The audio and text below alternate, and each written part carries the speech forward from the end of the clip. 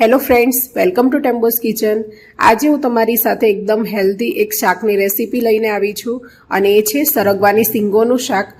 સરગવો બહુ જ ગુણકારી છે અને અનેક રોગો માટે આ બહુ જ કામનો છે અને દરેકના ઘરમાં આ શાક બનવું જ જોઈએ. અને જો કોઈને આ સરગવાનું શાક ન ભાવતું હોય તો આ રેસીપી જો તમે એકવાર ટ્રાય કરશો તો બધાને જ આ શાક બહુ જ ભાવશે. પંજાબી શાકને પણ ટક્કર મારે તેવી આ સબ્જી બને છે. તો એકદમ ઢાબા સ્ટાઇલથી આપણે આજે સરગવાની સિંગોનું શાક બનાવવાનું છે. તો ચાલો જોઈ લઈએ કેવી રીતે બનાવીશું.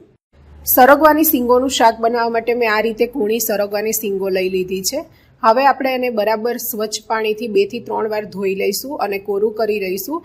એ પછી આપણે આ રીતે ડાયરેક્ટ પ્રેશર કુકરમાં જ મનગમતા આપણા ટુકડામાં કટ કરી લેવાના છે. તો હું આ રીતે મીડિયમ સાઇઝમાં હું કટ કરી લઈશ અને બધા જ સરગવાની સિંગોને આ રીતે નાના ટુકડાઓમાં કટ કરી લઈશ.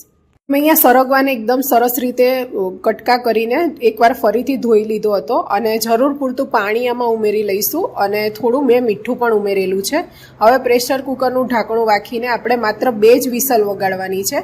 અહીંયા સરગવાને બાફવામાં બહુ જ ધ્યાન રાખવાનું છે. જો વધારે વિસલ વાગી જશે તો સરગવો બિલકુલ પણ સારો નહીં બફાય અને એમાંથી બધો માવો નીકળી જશે.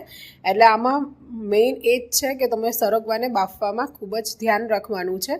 હવે આપણે બીજી સામગ્રીઓ પણ જોઈ લઈશું. તો મેં અહીંયા 3 ટામેટાની પ્યુરી બનાવી લીધી છે. નોર્મલ મેં ટામેટાના કટકા કરીને મિક્સર જારમાં પ્યુરે બનાવી લઈ લીધી છે. 1 ટેબલ સ્પૂન જેટલું આદુ મરચાં લસણની પેસ્ટ લીધી છે અને 1 ટેબલ સ્પૂન જેટલો આપણે ચણાનો લોટ લેવાનો છે. અને ચણાના લોટમાં માત્ર થોડું જ પાણી ઉમેરવાનું છે અને એકદમ સરસ રીતે આપણે એની સ્લરી બનાવી લેવાની છે. અંદર બિલકુલ પણ ગાંઠા ના રહે એ રીતે આપણે ચણાના લોટને પાણીમાં મિક્સ કરી લેવાનું છે. હવે શાક બનાવવા માટે મેં અહીંયા એક કઢાઈ લઈ લીધી છે. આપણે ગેસ ઓન કરી લઈશું અને 2 ટેબલ સ્પૂન જેટલું તેલ ઉમેરવાનું છે. હવે અહીંયા તેલ ગરમ થઈ જાય પછી આપણે એમાં 1 ટીસ્પૂન જેટલી રાઈ ઉમેરીશું. રાઈ તતડી જાય પછી આપણે એમાં 1/4 ટીસ્પૂન જેટલી હિંગ ઉમેરીશું. હવે જે આદુ મરચાં લસણની પેસ્ટ બનાવેલી હતી એ આપણે આમાં ઉમેરી દઈશું. મેં અહીંયા 1 ટેબલ સ્પૂન જેટલી આદુ મરચાં લસણની પેસ્ટ લીધી છે. હવે આદુ મરચાં લસણની પેસ્ટને આપણે સાંતળી લેવાની છે અને અત્યારે આ ટાઈમે આપણે 1 ટીસ્પૂન જેટલી હળદર અને 1 થી 1.5 ટીસ્પૂન જેટલું લાલ મરચું પાવડર ઉમેરીશું. આ રીતે તેલમાં જ આ મસાલા કરીશું તો એનો ફ્લેવર આ શાકમાં બહુ જ સરસ આવશે. હવે આપણે આમાં થોડું પાણી ઉમેરીશું જેથી મસાલા બધા બળી ન જાય. હવે મેં અહીંયા જે સરગવો બાફેલું હતું એ જ પાણી મેં આમાં લીધેલું છે એ આપણે આમાં ઉમેરીશું. મેં લગભગ 4 થી 5 ટેબલ સ્પૂન જેટલું પાણી લીધું છે એ આપણે આમાં ઉમેરી દઈશું અને એકદમ સરસ મસાલાને આમાં ચડવી લેવાના છે જેથી શાકમાં એકદમ સરસ આનો ફ્લેવર આવશે. હવે આપણે આમાં ટામેટાની પ્યુરી આમાં એડ કરીશું અને બધું બરાબર મિક્સ કરીને આપણે એને સરસ રીતે ચડવા દેવાનું છે અને તેલ છૂટું પડે ત્યાં સુધી આપણે ટામેટાને ચડવી લેવાના છે.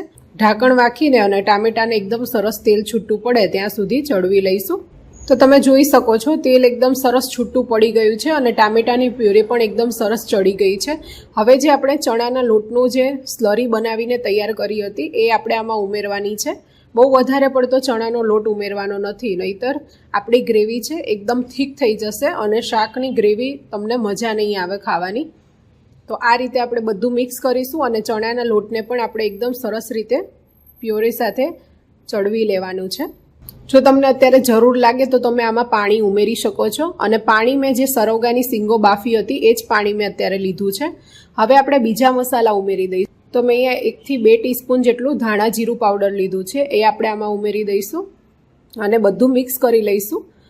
અત્યારે જો જરૂર લાગે તો જ મીઠું ઉમેરવાનું, કેમ કે આપણે સરગવો બાફતી વખતે મીઠું ઉમેર્યું હતું અને એ જ પાણીનો ઉપયોગ આપણે શાકમાં કર્યો છે. તો તમારે જો જરૂર પડે તો જ મીઠાનો યુઝ કરવાનો છે. હવે મેં અહીંયા 1/2 ટેબલ સ્પૂન જેટલો ગોળ લીધો છે એ ગોળ આમાં ઉમેરીશું.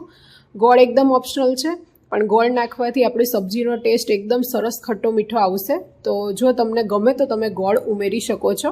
હવે આ બધું મિક્સ કરીને ઢાંકીને આપણે 2 થી 3 મિનિટ માટે બધું ચડવા દઈશું.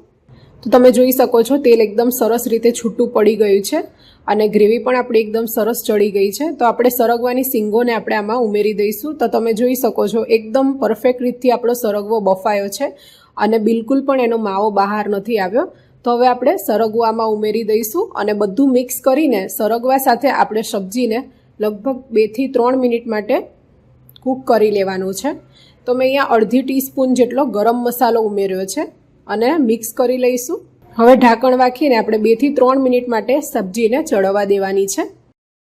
તો હવે આપણે ઢાંકણ ખોલીને એકવાર શાકને ચેક કરી લઈશું. તો તમે જોઈ શકો છો તેલ એકદમ સરસ રીતે છૂટું પડી ગયું છે અને આપણું શાક બનીને તૈયાર થઈ ગયું છે. એકદમ પરફેક્ટ ગ્રેવી સાથે આપણું શાક બન્યું છે. આ શાકને તમે રોટલી પરોઠા સાથે પણ સર્વ કરી શકો છો અને બહુ જ ટેસ્ટી બને છે. તો અનેક ગુણોથી ભરપૂર એવા સરગવાના શાકની રેસીપી તમે ઘરે જરૂરથી ટ્રાય કરજો. જો સરગવાનું શાક નહીં ભાવતું હોય તો ગેરંટી છે કે આ શાક તમને જરૂરથી ભાવશે. તો આ શાકની રેસીપી તમે ઘરે જરૂરથી ટ્રાય કરજો અને રેસીપી કેવી લાગી એ કમેન્ટ કરીને જરૂરથી જણાવજો.